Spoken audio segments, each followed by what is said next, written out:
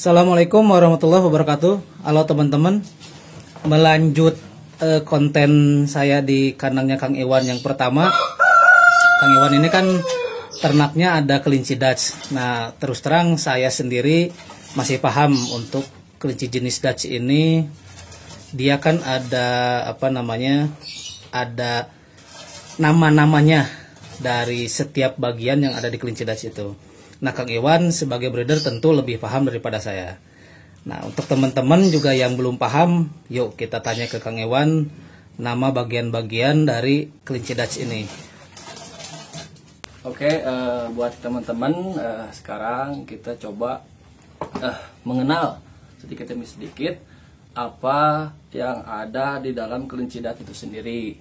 Nama-nama bagiannya ya. Nama-nama bagiannya ya. Dan sekarang di depan saya ini udah ada kelinci Dutch ya. Ini senior do betina.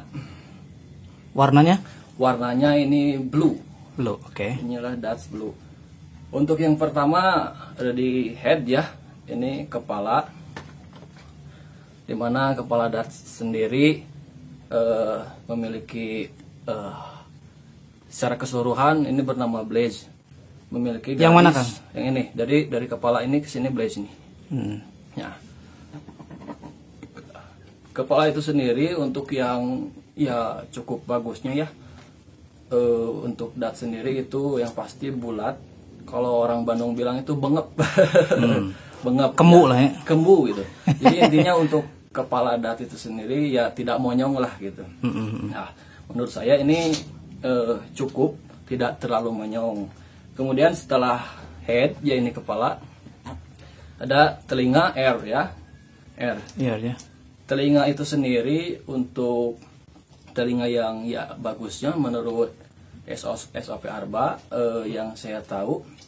Jadi dulu saya mengenal kelinci Dutch itu telinganya itu harus pendek. Oh ternyata tidak gitu. Akhirnya ya saya keliru. Itu ada di SOP ada penyebutan nggak kalau telinganya mesti katakanlah sekian inci, itu ada nggak, Kang? Kalau untuk itu kurang tahu, cuman secara umumnya, jadi telinga Dutch itu sendiri yang bagus itu yang ideal, tidak terlalu panjang dan tidak terlalu pendek. Yang penting proporsional kali ya. Proporsional. Soalnya kalau misalkan teman-teman punya kelinci Dutch yang bodinya misalkan cukup besar, telinganya kecil juga kurang enak dilihatnya. Karena gitu. nggak proporsional ya. Karena kurang proporsional. Begitupun sebaliknya kelinci Dutch yang bodinya short, pendek tapi telinganya terlalu panjang juga kurang bagus. Jadi yang bagus menurut saya ya yang ideal, tidak terlalu panjang dan tidak terlalu pendek. Jadi pas gitu, sesuai. Ini head. Galak ya, udah gigit. Head ini kepala. Stres kali ya. Hair, nah. Kemudian ya secara keseluruhan tadi bagian inilah namanya Blaze. Blaze, di mana kelinci Dutch sendiri mempunyai keunikan ya. Keunikannya itu ya ini kelinci yang mempunyai garis di bagian badan serta di muka. Jadi mana warna putih selalu menjadi warna pasangannya gitu dari kelinci Dutch itu sendiri. Nah, untuk di bagian ini namanya di VV ya Blaze ini, si garis yang melingkar itu yang warna blue-nya itu. Yang warna blue-nya ini.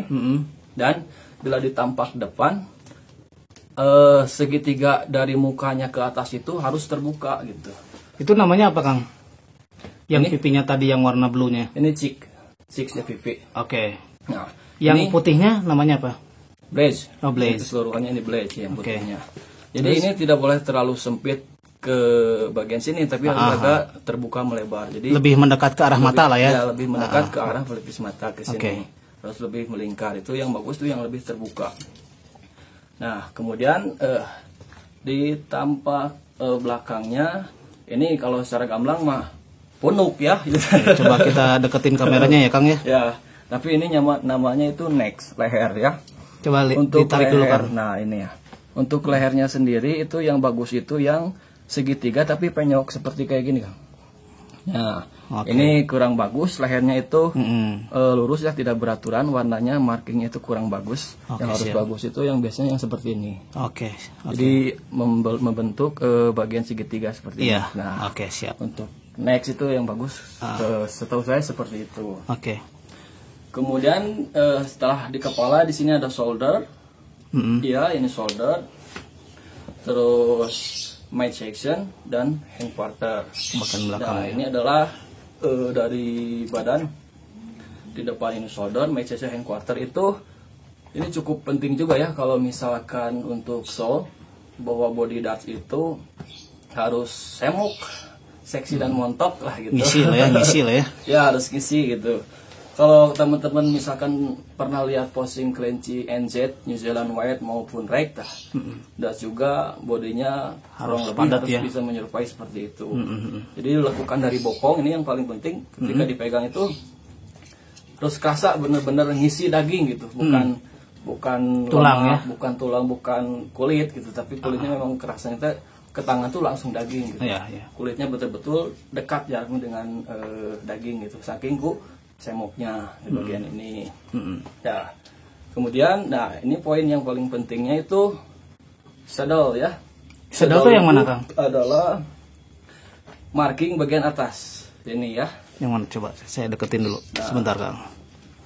Yang bagus itu ya jelas. Yang mana, Kang? Saddle, Kang? Ini namanya saddle. Nah, yang bagus itu jelas itu yang rapi, yang lurus Yang ya. lurus ya. Dan ini maaf, ini kurang rapi dan kurang lurus. Kita liatin dulu ya. Ya, ini saddle sini. Oke, siap. Kemudian ketika dibalik ini ada undercut. Nah, Undercut tuh ini yang bawah. Undercut itu garis yang di bawah perutnya. Oke. Nah, ini undercut. Seperti Tapi biasa. kayaknya undercutnya lumayan lurus lah ya, Kang. Nggak seperti yang atas ya. Ya, kalau dibandingkan garis yang di punggung di atasnya ini Yang lebih saddle baik ya? yang bawahnya gitu. Oke. Jadi undercutnya lebih baik daripada saddle-nya ya. Betul. Oke, siap. Ya. Jadi untuk marking badannya sendiri yang pasti dari itu harus lurus ya. Harus rata dan rapih, itu ciri khas dari kelinci dart.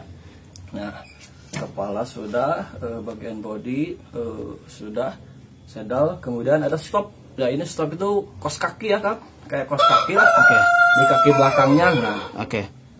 dimana Sebentar saya Ya. deketin dulu, Kang. Ayo, Kang. yang bagus itu ya menurut saya kos kaki atau stop dari kelinci dart itu sendiri adalah yang tidak setengah tapi agak maju ke depan sedikit gitu. Oke. Cuman yang di sini juga cukup baik. Cuman alangkah lebih baiknya sedikit maju ke depan. Itu jadi betul-betul kelihatan ini cuman sedikit gitu. Nah, kalau tadi lupa untuk posisi saddle sendiri, Hah? ini tuh harus berada di belakang sikut kaki depan ya.